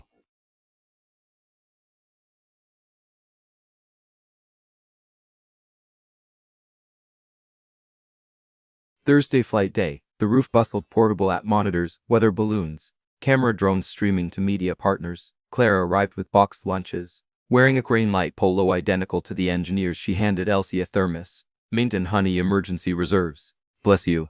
They exchanged a look, mother-daughter reconciled, scaffolding stronger than secrets. Nearby, Madeline rehearsed talking points with a CNN correspondent. Leo paced, reciting countdowns like NASA ground crew. At 10:00, Elsie addressed the crowd, employees, reporters, city officials. "In disasters, distance kills," she said into the mic, voice amplified but steady. "Rainlight's goal is simple: shorten distance. Today we test not technology but trust that collective genius outruns old limits." Applause fluttered. She stepped back, eyes meeting Victor's across the sea of helmets. Neither needed to speak, their silence hummed with electricity. Victor raised his hand. Launch sequence. Engine spun. The lead drone, Will Alpha, lifted like a hummingbird, then Robetta and Gamma. 3 white vessels banked south, slicing sunbeams. Screen showed real-time telemetry, altitude, wind vectors, battery curves. Elsie watched numbers the way mothers watch sleeping infants, anticipation, awe, terror. 10 miles out, a red alert pinged, crosswind gust 32 knots. Alpha corrected, algorithm kicking in. Error ellipse shrank to 0.52 meters. Within spec, shears burst. 15 miles GPS drop out near Steel Canyon. Rainlight switched to terrain mapping. LiDAR painted a neon grid on screen. The drones held course. 28 miles, a storm cell bloomed unexpectedly. Rain. Victor's throat tightened. Elsie whispered, "Let it fly." Lightning cracked on the horizon, monitors flickered. For 3.2 seconds signal stuttered. Gasps, then telemetry resigned. The drones had descended to low altitude. Applying Elsie's altitude fog heuristic. 39 miles drop zone coordinates received. Packages, insulin vials weighted with test fluid deployed via mini parachutes onto target mats. Remote cameras confirmed touchdowns within a 1.4-meter radius. The crowd erupted. Leo leapt into Victor's arms. But the mission wasn't complete until return. As drones banked home, a flock of geese crossed path. Robetta swerved, prop contact nicked a wingtip.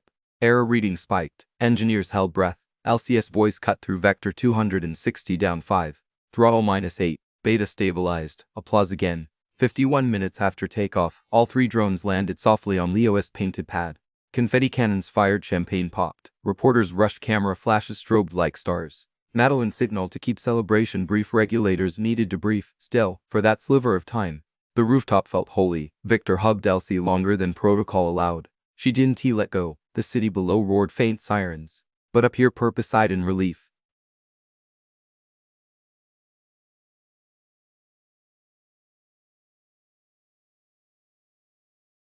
That evening, a town hall livestream drew 2.3 million viewers. Victor and Elsie fielded questions from MEMS, teachers, even astronauts aboard the IS. One child asked, "Can rain light stop wars?" Elsie answered, "Maybe not, sweetie, but it can bring medicine faster than fear spreads." Hearts melted. Within 48 hours, 7 Ingos pledged partnerships. A Scandinavian venture offered sustainable cobalt sourcing. Stock climbed 6.7%. Yet progress invites shadows. On Monday, Victor received notice of an activist investor stake. Horizon Alpha Fund had acquired 8% of shares and demanded seats. Their press release accused Victor of mission drift and founder romance with vanity projects.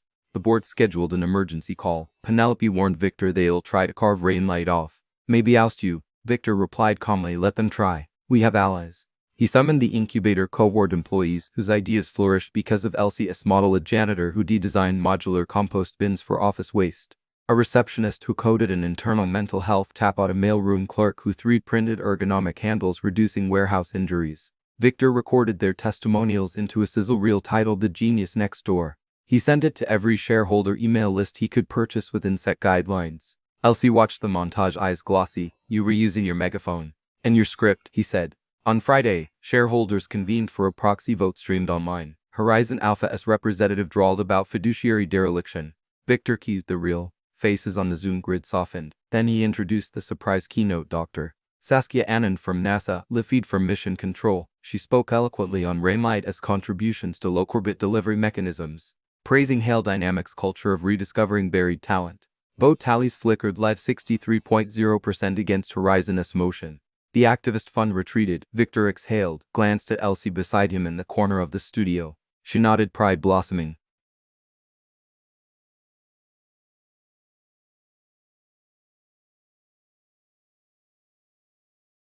Summer rolled in. Grainlight scaled. Victor converted an unused parking garage into a microfactory employing veterans and single parents. Elsie split time, mornings and RD, afternoons mentoring incubator teams, evenings reading Leo Harry Potter or debugging code, whichever required more magic. One humid July night, Victor invited Elsie to the botanical garden as after Horror's light show.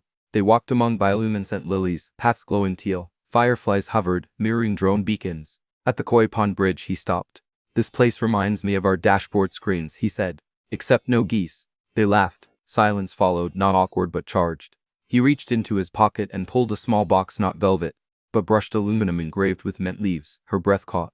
He opened it. Inside lay a pair of titanium pendants shaped like intertwined propellers, each tipped with a tiny sapphire. "Not rings," he said, voice husky. "We both flew solo a long time. Pendants keep us ourselves untethered." Tears pooled in her eyes. "Victor, I am 71. He smiled softly. "Turbines don't ask year of manufacture, only thrust." She loud sobbed. "Are you asking me to be your co-pilot? Co-optane, family, whatever skyward you choose." She slipped one pendant over her neck. "Guess that makes 2 propellers." He donned the other, then, emboldened, kissed her gentle, tasting of mint and possibility. Fireflies looped frantic neon exclamation points around them.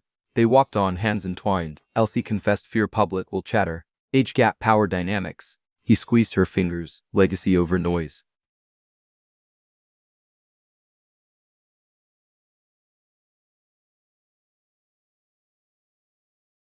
The next month brought a different milestone, Leo's braces appointment.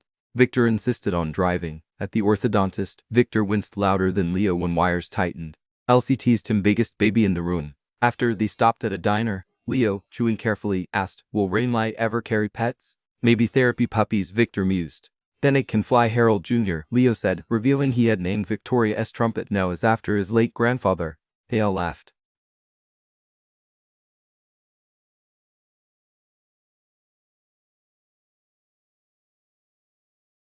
September's horizon lined with umulus as hurricanes Althea threatened the Gulf Coast.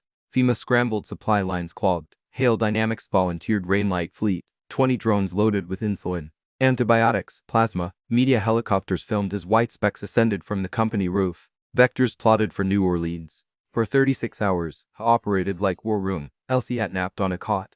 Victor monitored battery swaps. Clara fielded calls from hospitals begging for particular needs. Leo updated Instagram with mission badges. Rainlight Relief Hope has propellers. The hashtag trended worldwide. Donations poured to partner and goes. When the last drone returned, battered but intact, applause echoed through the annex. Tears flowed unchecked. Even Reynolds, the one Anacal CFO, clapped until palms reddened. Later he approached Elsie shy. You proved Roy I never modeled return on impact. She patted his arm. Spreadsheets grow hearts too.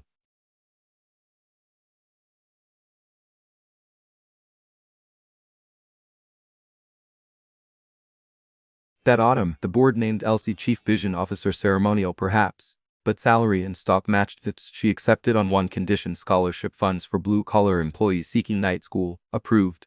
At the holiday banquet, employees lined up for photos with her like she was NASA and Oprah rolled into one. Victor watched from the punch bowl, adoration quiet but vibrant. Penelope nudged him. Hail, you look smitten. He shrugged. Good algorithms optimize for joy. She laughed. Corporate code of conduct never anticipated this, but the results speak louder than policy. Reynolds toasted to build in dreams together. Executives, custodians, superheroes, embraces, laughter and cheers.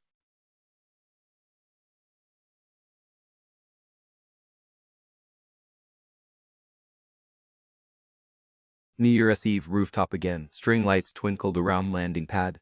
Clara, Madeline, engineers, janitors, security guards all there, families in tow. Hot cocoa replaces champagne. Drone flies overhead projecting 2025 in LED lights. Victor stepped to makeshift stage. 1 year ago, a kid in an apron changed my Monday. Today, we delivered 200 medical packages across 3 continents. That is physics. Yes, but mostly heart. A lesson Dante: ignore the quiet geniuses polishing your floors. Build with them. He lifted his pendant. Second lesson Dante: ignore your own heart either. He gestured. Elsie joined him. Murmurs of awe. Leo whooped. Victor continued. Tonight, Elsie and I announced the Henderson Jail Foundation, seated with 10% of my shares. Purpose fund, late blooming innovators, people sidelined by circumstance. Applause thundered. Fireworks boomed across the river. Elsie spoke less. Dreams aren't single player. You need a crew willing to hold the ladder while you climb. Thank you for holding mine. Now, I promise to hold yours. She pointed skyward. Drones spelled hope in sparks of light.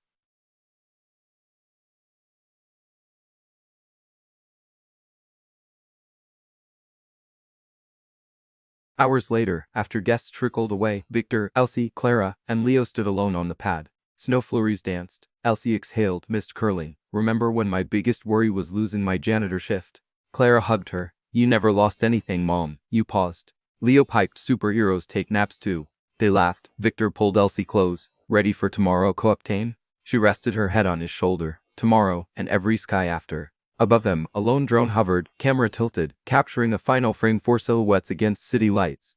Propeller hum blending with distant church bells. It transmitted the image to servers. Then landed itself, mission complete. In that picture lived a thesis the world rarely teaches: when people build dreams together across age, class, and every invented barrier, the sky ceases to be a limit.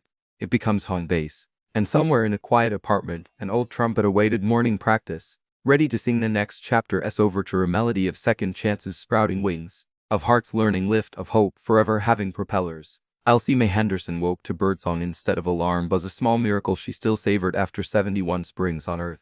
Through her bedroom window, dogwood branches ruffled pale pink blossoms against a sky so blue it felt freshly painted. She lay still for a moment, letting gratitude settle into every rib, every joint. Today was the day. On the nightstand sat 2 objects: Harold's tarnished trumpet mouthpiece and a silver pendant shaped like twin propellers, Victor's promise from the botanical garden months earlier. She pressed the pendant to her lips. We made it, love. She whispered to Harold, to the sky, to anyone listening. Then she rose. In the kitchen, Clara was already bustling, floor-dusted apron tied over a pastel dress. The smell of blueberry scones mingled with fresh coffee. Morning, Mom. Clara herped, cheeks glowing like the sunrise. Morning, baby. Nerves? Excited more than nervous. Clara kissed her mother's cheek. How's the bride? Elsie laughed. Bride, at my age, feels more like Queen Regent. Leo barreled in, wearing a bow tie printed with tiny mint leaves, the Grainlight insignia. Grandma, quick, which pocket for the rings? He displayed a velvet pouch. Left side, you re-ring bearer and junior flight controller today. He saluted. Roger that. They were interrupted by a distant whir outside the window. A single rainlight drone descended onto the fire escape. Releasing a small cooler, Leo unlatched it. Inside vials of insulin packed in ice. He grinned. Delivery number 1 done before breakfast. Good omen.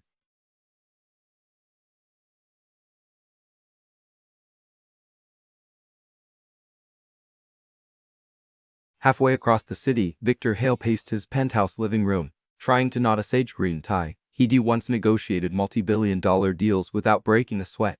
Yet a simple knot eluded him this morning. Madeline entered, tablet in hand, eyebrows raised. "You look like a pretzel in distress," she said, stepping forward to rescue the tie. "I can program a litter unit but not tie a half-Windsor, apparently." She adjusted the fabric, then checked her tablet. Guest confirmations 327 attending, including 6 former Orion engineers and the mayor. Weather forecast still uncertain, 25% chance of showers at 4. Victor glanced at the clouds beyond the window. "Ceremony is at 3. We'll beat the rain. And if we don tea?" He smiled. "We'll fly above it."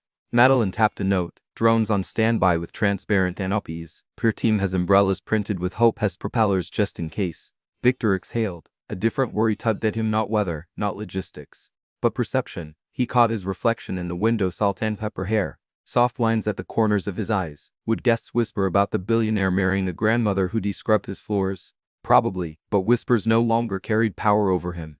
He slipped the matching pendant over his neck, beneath the collar, and felt the day click into place.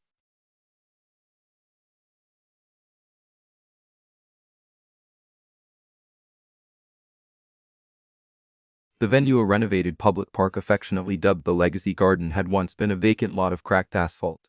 Now, under the Henderson-Tail Foundation, raised beds brimmed with kale and tulips, solar-powered lampposts lined gravel paths, and a wooden pavilion stood ready to host the ceremony. Staff bustled with final touches. Banners read "Springtime Vows Be Friendly." Lavender planters doubled as aisle markers. Somewhere, Louis Armstrong played from discreet speakers Leo's playlist again. Reynolds, the CFO turned reluctant romantic, monitored a weather app near the stage. "Cloud cover at 32%, he muttered. Penelope Grant approached, wearing a swing coat the color of magnolias. "Relax, Martin. If it rains, it'll just water the flowers." He glanced at her. "UV changed." She shrugged. "So has the company." She tilted her face to the breeze. "Feels lighter." Nearby, Janice, the marketing VP, directed a camera drone to capture arrival footage. "Angles, people. We want sunlight behind the bride, not in her eyes." Leo ran past, cape fluttering under his blazer. "Drone 4, hold at 20 feet until Q-word blossom. Then confetti release." Engineer Diego saluted Leo, playful deference to the boy who once saved him Monday. Madeline radioed from the pavilion. "All stations, 30 minutes to ceremony. Final systems check."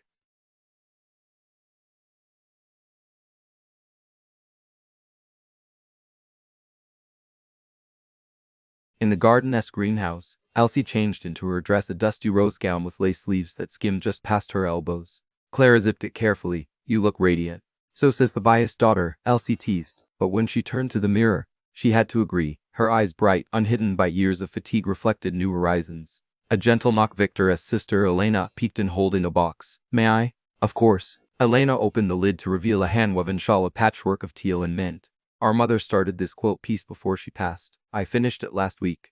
Victor thought you might like something timeless." Tears welled in Elsie's eyes. "It's beautiful." Elena draped it over her shoulders. "Welcome to the family." Leo burst in, then, almost colliding with Elena. "Grandma, drone's ready. Also, I practiced the trumpet prelude with Ms. Annan, nailed the high C." Elsie huffed his cheeks. "Blow the roof off, maestro." "Ush, but not literally," Leo giggled.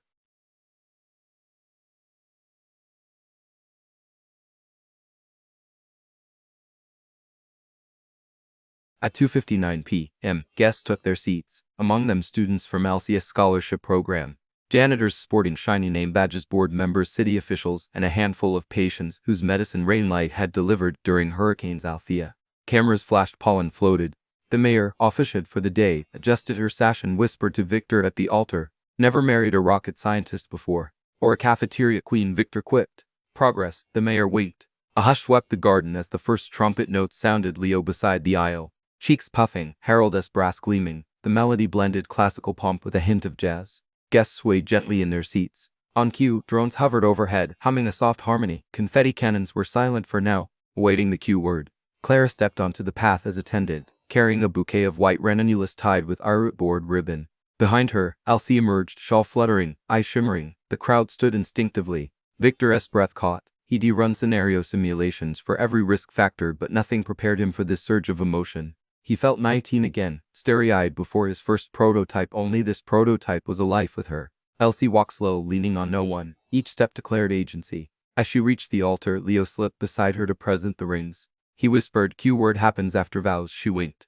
The mayor began, "We gather to honor two souls who proved that second chances create first moments. Victor Hale, do you pledge?" "I do," he answered swiftly, eliciting laughs. The mayor chuckled. "Finish the sentence, Mr. Hale." He cleared his throat. "I pledge to fly beside you, storm and calm, altitude unknown." Elsie repeated, "I pledge to keep your tea warm, your algorithms honest, and your heart light as a drone in tailwind." The crowd melted. They exchanged rings, sleek titanium bands etched with a mint leaf propeller motif. As Elsie slid Victor's ring on, she whispered the cue word, "Blossom." Overhead, the drones released a flurry of biodegradable confetti shaped like tiny gears and petals. Gasps and applause filled the air. But the sky answered with its own flourish, a distant rumble of thunder. Reynolds glanced at his app, rain clouds advancing faster than forecast. He signaled to Madeline. She spoke into her headset, umbrella protocol.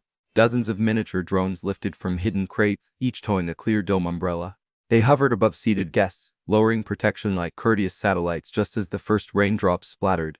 Laughter rippled, a baptismal sprinkle, not a deluge. Elsie lifted her face to the rain. April showers, right on cue. Victor took her hands. "Let us give them Mayflowers." They kissed, gentle, lingering. Umbrella domes steamed with exhalation, confetti clung to damp hair. Trumpet strain soared anew. The crowd erupted.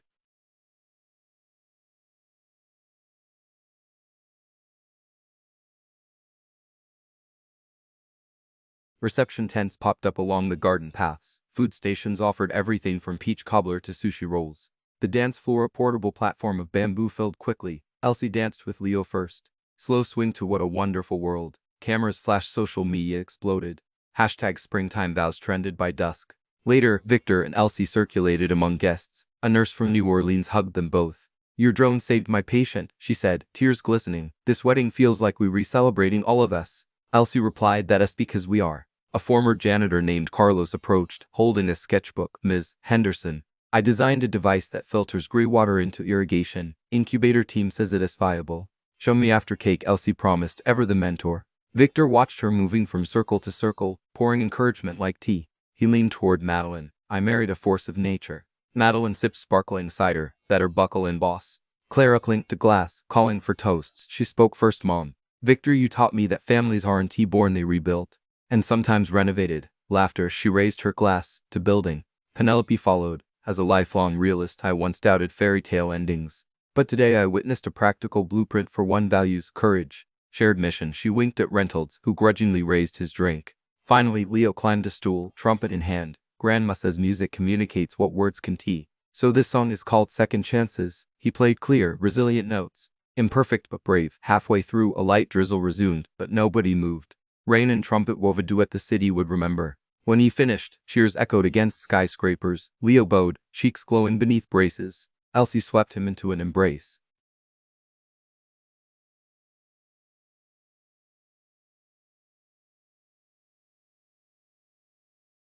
Night deepened. String lights flickered across the garden like suspended fireflies. The rain ceased, leaving air clean and petal-scented. Guests departed gradually. Drones ferried leftover food to a nearby shelter. Elsie's idea.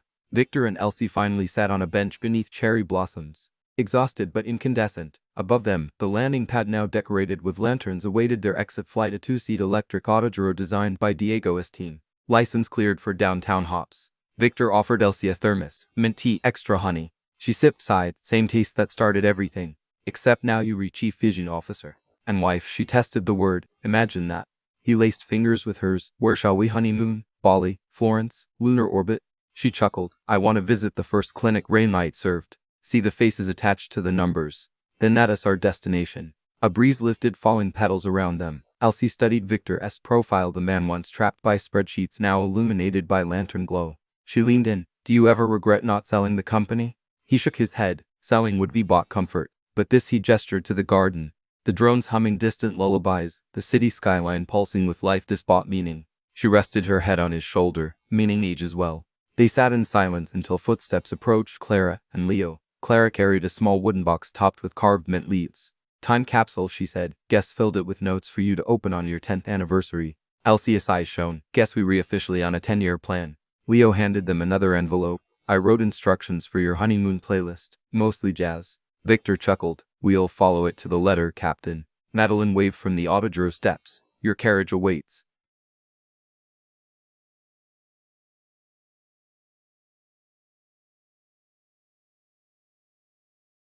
The craft lifted, blades whispering. Garden light shrank to glowworms below. Elsie peered down. Volunteers already replanting food trampled beds, kids chasing confetti, drones retracting umbrellas into cases. She pressed her pendant, their pendants between thumb and forefinger.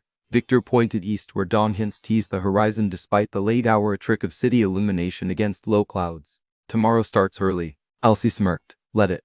They soared along the river, reflections of skyscrapers rippling across dark water. Traffic lights winked in patterns like binary code. Somewhere, a church bell chimed midnight though it was barely 10. Time felt pliable, a loop connecting past and future. Below, in neighborhoods once bypassed by prosperity, LED beacons marked rainlight charging stations. Children on balconies waved, recognizing the mint leaf emblem. Elsie waved back, tears bluring neon into watercolors. Victor watched her, heart swelling. You saved me, he said over a headset hum. Everybody saved everybody, she corrected. Ahead, the first clinic appeared, rooftop helipad lit by battery lanterns. Staff in scrubs waited, holding a banner, thank you, Rainlight family. Victor circled once, then touched down. Applause greeted them as if they'd arrived from another planet instead of 12 miles away. The clinic director guided them to a modest ward where children slept connected to UV drips. A nurse pointed at each patient who'd received medication courtesy of Rainlight in the hurricane's aftermath. Elsie's hand flew to her mouth. Tears overflowed. One little girl woke, smiled sleepy, and whispered, You bring medicine? Elsie knelt. Yes, sweetheart, always. The child touched Elsie's propeller pendant. Pretty. Elsie unclasped it, placed it in the child's palm. Keep it. It is good luck. Victor watched, eyes glassy. We'll craft another.